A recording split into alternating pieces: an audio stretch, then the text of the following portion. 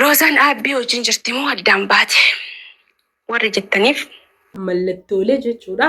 Dhiirri tokko yoo isin hin barbaanne fageenya isinirraa jiraate isiniif dhiheessu tokkoffaa irra maal jedha isiniif fakkaate? Ni jaalalaa dhukkuba cimaadha. Dhukkubni jaalalaa bakka namni yaadanne nama kuffisa. Dhukkubni jaalalaa jechuudha. Wanni amboolee hin jiru. Wanni angatii jireenya kee keessatti wanni angatii hin kafalleef hedduu takka gatii guddaa kana hin jenne kafalee jira. Kaameen dhumatu. Maaliif garuuyyuu jechuun irra caalaan jechuudha. Rakkoon kenna maalii beeytanii? Shamarran kenna dhugaa rabbii dubbachuu fi irra caalaan isaanii nama amanuudha. Ana wajjin ana dabalatee jechuudha. Nama amanuudha. Nama dhiirri jechuudha. Gaariin akkuma jiru badaan jira. Dubartiinis gaariin akkuma jirtu badduun jirti. Haa ta'u malee waa'ee jaalalaa fi gaa'elaa keessatti gadaan kun akka kiyyatti jechuun manuma mara tahee bakkuma mara tahee hin beeku. Ijoolleen hundisii rakkoolee adda addaa rakkoon isaan himatanii tokko lamallee miti. Maaliif garuuyyuu gaafii natti ta'ee jira jechuun furmaanni waan kanaa hin jiru. Fakkeenyaaf jechuudha namootiin hedduun waa'ee gorsaa, waa'ee obsaa, sinii galee waa'ee dandeettii. Ce'umsa rakkoolee ni dubbatan. Meeti ishii furmaata waan kanaa diiggan gaa'elaa kuni akkamitti furmaata haa argatu? Dhiiroleen hedduun kan dubartii sobanii gowwoomsanii qalbii isaanii jiidhadhaani lamsadi wal bira isinii galaa mitaanillee tanallee wallaalaan marti jechuudha. Dubartitti yoo taphatu warroonni silaa gorsa dabarsitan mii maal dhaamtan waan kana irratti? Maal isiniif fakkaata? Hordoftoota fi kabajamtoota kiyyaa jirtu jechuullee hin daganne. Assalaamu alaikum warahmatullaahi wabarakaatu. Ashama harka fuune wallaahi laazim yaa jechuun hirrifadhe amma alaa dhufaa jira. Kunoo akkuma argitan jechuudha. Wallaahi laazim amma dhufaa jira. Sa'aatii lafa kaa'ee karaa osoo deemu waa'ee lafaa wayiititti jirra. Namoota hedduuf lafa kaarti pilaanii qabu bitaa jirra. Video gad isiniif dhiisuu danda'a isa sanii. Isa kana osoo ijoollee erguu fi waa'ee odoon tahin daataa banadhee maal argee viidiyoon roozaa narra dhufee iimoon osoo jechuudha natti bilbilaa jiran daariktii manicha laaluu fi gurrarratti gattuqee sagalee isii abbimoo hennu adda baatee moo waliin jirti ka jedhu dhaga'ee laalee jechuun yeroo illee hin qabu osuma karaa deemu laalaa dhufe. Hillaalee yeroo dura isiin baddee jedhan sanillee viidiyooleen hojjettu naan jedhanii ijoolleen hojjette. Maaliif jennaaniin waa'ee namaarraa viidiyoo hojjechuu tokkoffaa hin fedhu lammaffaa yeroo illee hin qabu. Kiyyaayyuu yeroo hojjedhu dhabe. Haa ta'u malee bilbileellee baay'ee gaafataa ture isaadallee. Isinii galee hedduu gaafataa ture. Booddee sanii isin argamnaaniin caaltuun isin argamuudha jedhee hagas bilbileellee hin gaafanne sobuun barbaachisu. Haa ta'u malee jechuudha. Gaafuma jalqabaatuyyuu jedheen jira saadalleen rakkooleen jiru rakkoo gaa'elaati.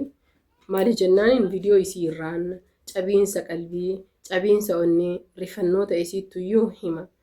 Hordoftoota fi kabajamtoota kiyyaa rakkooleen gaa'elli wal diiguu haati manaatii fi abbaan manaa biyya taa'anii ijoollee 3 ka walitti qaban, ijoollee 2 ka walitti qaban. Ka ijoollee hin qabne gaa'elatti seenanii jalqabaan qilleensarraan gaa'elli isaanii ka diigamaa jiru tokko lama miti. Qilleensarraa kun akkuma hammaatetti xiqqaan lallabee guddaan lallabee dadhabee waan dhiisee fakkaata.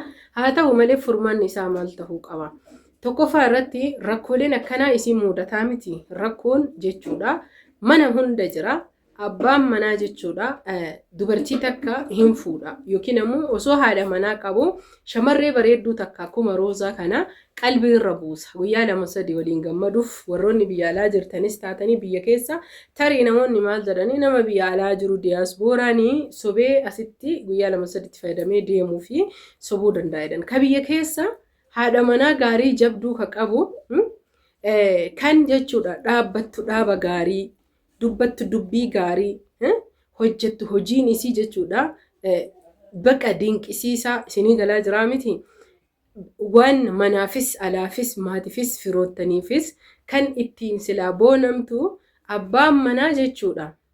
tan isii hin geenne isinii galaa jira miti hedduudha argaa jirra dhagaa jirra tan dhiqaa isiin dubartiin dubartiidha walqixa namni nama walqixa kana jechuun isinii galaa miti. Rabbiin kun ilma namaa fakkeenyaaf mukayyuu kan gabaabaa dhume kan dheeraa uume kan firii irraa baasa kan firii irraa hir'isa laftuu garaagarummaa qabdi. Tasanyii gaarii baastuu fi ta jiddu galeessa baastuu fi tan caffaa gadi dhuudutuyyuu jira. Isinii galee namnis akkasuma isinii namni osoo nama tahuu dubartiin osoo tokko taatu bommatuun qabdu sunis qabdi osoo taatu isinii galaa jira miti. Garuu hin jirti dubartiin gariin rakasni isiniin jedha.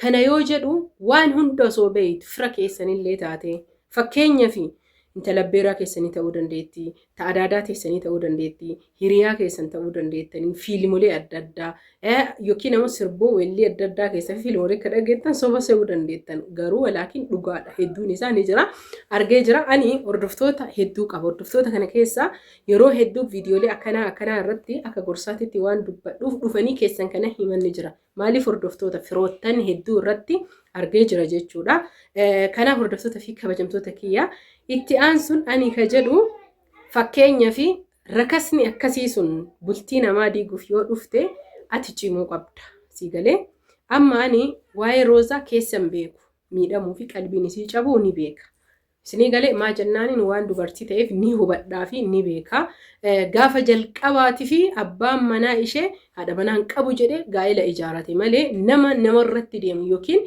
nama akkasiitillee miti isinii galee booda sanii waan san dhageette qalbiin isii cabee baay'ee jechuudha hiriyoota irraa hojii isii irraa fagaatte hojiin isii jireenya isiiti hojiin isii jiruu isiiti qonna isiiti oomisha isiiti isinii galee yuutuubiin isii salphaa isiniif fakkaachuu danda'a piraankii hojjetanii waan adda addaa soba saadalaganii dhuga saadalaganii fidan garuu hojiidha hojii isaaniiti malee waan biraa wanni isaan qaban waan hin jirreef yuutuuba isii hojii isii qonna isii kanarraa fagaatte har'a jechuudha qalbiin isii alhamdulillah ijaaramtee bifa bareeda ta'een baatee dhufte kanaaf namootiin ciraa isii dhaabattan hundi keessan galatoomaa isiniin jedha shamarran keenya rakkoon akkanaa isin mudate hedduutu jira hedduutu mudachuuf ta'a warri isin mudannellee lapheen dhiibina mana nama hundaatu seenu malee hina furakkooleen kun keessattuu zabana dhumaa waan jirruuf jecha isinii galee kanaaf shamarran keenya hedduun isaanii walirratti jireenya keessan wal diiguuf hin deemina obboleettii ta'e intala daadaa ta'eeti intala abbeeraa keetii obboleettii ta'e jechuun fakkeenyaaf maroozan ani zaroo man qabnu isinii galee garuu obboleettii tiyya dubartii ta'uu qofaaf amantiif kutaanaan wal qoodaan jiru nama afaan kana qofa dhagahaniif barbaaddu afaan kana dhagahee lammii biyya biraallee ta'e lammii Itiyoophiyaatii miti isinii galee akka dhageettaniin beeka lammiin Itiyoophiyaa afaan kana namoonni viidiyoon kun dhaqqabe kanaaf wal qusadhaa waliif yaada ufiif yaada gochi har'a nama sanirratti an dalage boru narratti dalaga yeroo har'a duraanii isin ajaa'iba ilmoon deebi'a jedhan jazaan kun turee bobbulee ilmoo namaati namaa deebi'a jedhan garuu har'a matama abbaatiin an namni taananiin anumaan deebi'a atillee nama miinaniin simaan deebi'a fagoo achiin taru angaruu itti gammada maaliif jechuun ilmoon namaa zambii maasita maal qabdi isiin deebi'a abbama sanii rabbi haa deebisu kanaaf hordoftoota fi kabajamtoota kiyya uf qusadhaa yaada irraa gabaabbadha dandamadha rakkoo isin mudate hundi isaa musiibaanii xiqqoo hin qabdu guddoo hin qabdu musiibaa jechuun du'a namni namarraa du'e qofaa miti isinii galee rakkooleen akkanaa kun qalbiin isin cabuun isin miidhamuun yaaduun aaruun dhiphatuun namni isin hubachuu dhabuun jaalala namaaf qabaattanii namni isin jaalachuu dhabuun isinii galaa jira miti abbaa manaa qabaattanii abbaan manaa keessan mana keessatti maalummaa keessan jiraachuu keessan wallaaluu faayidaa qofaaf isin waliin jiraachuu faayidaan gosoolee hedduu qaba isinii galee nama faayidaa qofaa fi nama waliin jiraatu hedduu isaatu jira garuu jaalalaa fi gammachuu guutuu ala keessa keessummeessu jechuudha kana wanni isin goota yoo jiraattanii sammuu keessan qofa irratti jabinna qabaattanii murtee sammuu keessan qofa waliin mari'achuu qabdan isinii galaa jira miti maaliif kana isiniin jedhe beeytanii fakkeenyaaf namni tokko waan baay'eetu isa mudataa hin boottii dubartiin garii hin dhiphatti ammaaliif hin jaalatamne maaliif nan jaalanne ammaal balleesse anarraa jalqabee mataa kiyyarraa maal balleesse maal hir'adhe maali laata ka jedhu uf keessa deebitee rakkoolee hedduu uf gaafatta. Kuni jabinna dubartoomaati. Ati jabduudha. Namni akkasitti uf gaafatu hundi keessanuyyuu jabduudha isiniin jedha. Kanaaf hordoftoota fi kabajamtoota kiyya jaalalaa fi kabajaan ani isinii qabu baay'ee guddaadha. Yaada isinii galaa jira miti. Uf gaafachuun keessan deebii argattan. Yeroo dheeraa si fudhata garuu ani rakkoo hin qabu.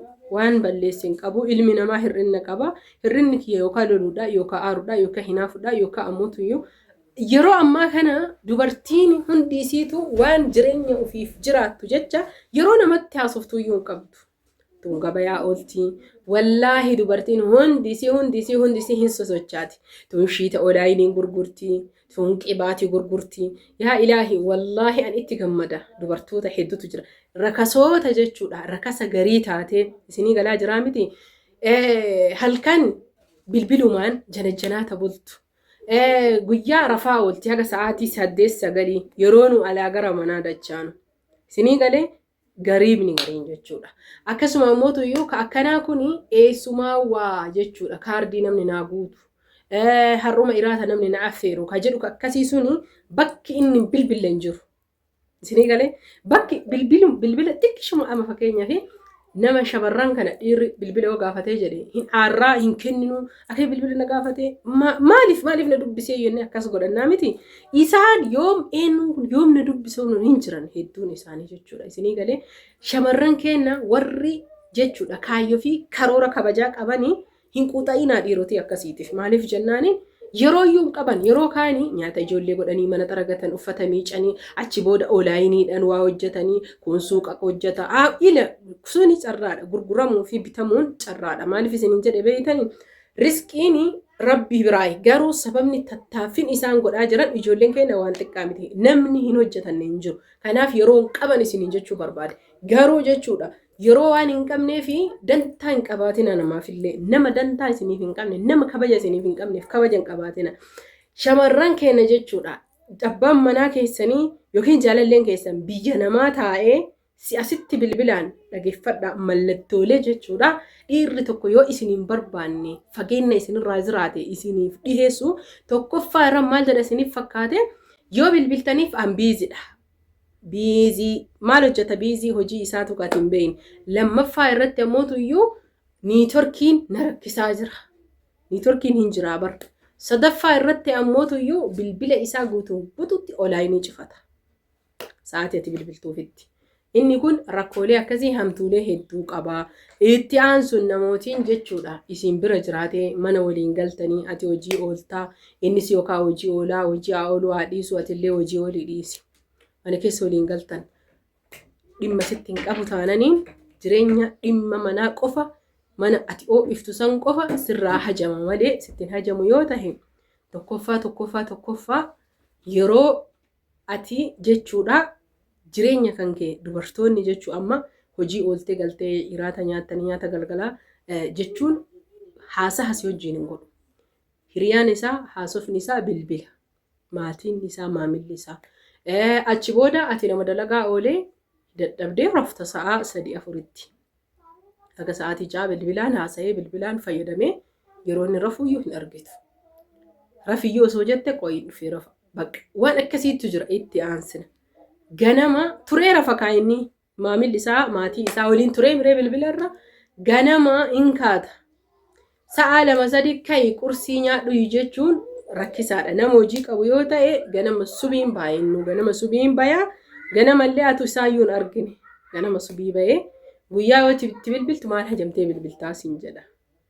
Hajaa keetu ibsachuu hin dandeettu. Rakkoon dhiirri akkanaa qabu nama dhalaa alaa sanuu dhalaa karoora hin qabne kabaja hin qabne safuu duudhaa hin qabne tareef isiniin jedhe shufuruudhaan akkasiisanii eegalee yookiin ammoo gammachuullee jaalalallee kennaafii jira jechuudha. Si ammoo faayidaa mana ho'iftuuf si galee gaafa si wajjin jiraatu yoo alaalu seenu mana ho'aa afamaa xaragamee seena faayidaa takkitti jechuun akka sarraatanyaan jecha kanallee fayyadamu hojjettuun takka mana keessatti faayidaan namni irraa hajamu namni nama gargaaru mana namaa qulqulleessu uffata namaa miicuu hiikaa namaa dhiquudhaa mitiiree irra caalan jechuudha. Akkasitti inni mana qulqulleessitaa bakka waan itti hojii ijoollee isa jeetu irraa waan baay'ee dandeetta waan ta'eef san malee dhimma keetii miti jechuudha. Kanaaf dhiirroleen yeroo jechuudha dalagaa deeme kara biraa deeme isinii bilbilee isinii huban mana yeroo jiraate isin waliin hin haasofne yoo ati waa'ee jireenyaatu itti haasofte abboo hanqaa kan danda'u cinqii sii galee ganama siin qaayita ati baruuf ittuu qaayine ganama siin qaayita galgala siin qaayita siin jedhee baafatee jira si harka hin jiru faayidaa qofaaf si bira jira faayidaa sirraa fayyadamu waan fedhe sirraa fayyadamu waan biraa dhiisii ati jaartii isaa halaalaati gammachuu ciisichaallee yoo sirraa fayyadame faayidaadha. Faayidaa fedhii yookiin gammachuu jaalala oduu siin qabaatiin faayidaa dhimma qofa sitti bahuuf si wajjin jiraata. Kanallee itti yaaddanii uf gaafattanii rakkoos barattanii loluu cinqamuu qofa odoo hin ta'in anuyyuun fakkeenyaaf nama loluurraayi garuu loluuf cinqamuu odoo hin ta'in gattaayi akkuma maal balleessitee dur uf gaafattee maaliif wantoonni akkanaa ta'uu danda'e gaa'ela keessatti ni jira hin jiru jedhii loluun ibidda buusuun osoo hin tahini tasgabbaa'ee boodasanii murtee sammuu keetirra fudhu osoo murtee nam biraan hin gahin nama jechuudha namoota hin jiraami mataa keetirra fudhu maatii isaa biraan gahee yoo jaalallee ta'e mootu hiriyoota isaa biraan gahee yoo dadhabdee jettee of waldhaanii ofiif yaadi. Dhukkubni jaalalaa dhukkuba cimaadha. Dhukkubni jaalalaa bakka namni yaadan nama kuffisa.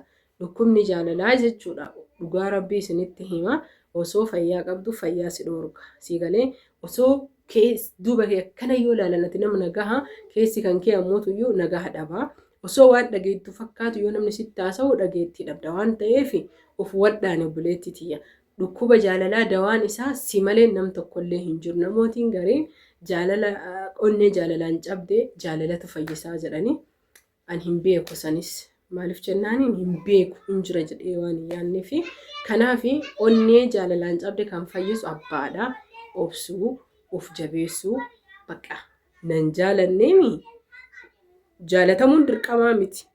Jaalachuunis dirqamaa miti. Jaalalli kennaa waaqaatii jedha warri jaalalaa isinii galee. Akkana waan ta'eef kanaaf viidiyoo isinii dheeressee jira. Asumaan viidiyoon kiyya kun roozaa yoo ga'ee jedhee maashaallah siin jedhee jira. Jabaattee cimtee itti fufuu qabda galatoomii ulfaadhu. Lakkoofsa kan kee yoo argadhee jedhe anuun sii bilbilaa abshirii siin jedha. Horaa bulaa fayyaan fayyaa siin jaaladha isin kabaja Oromoo kiyya.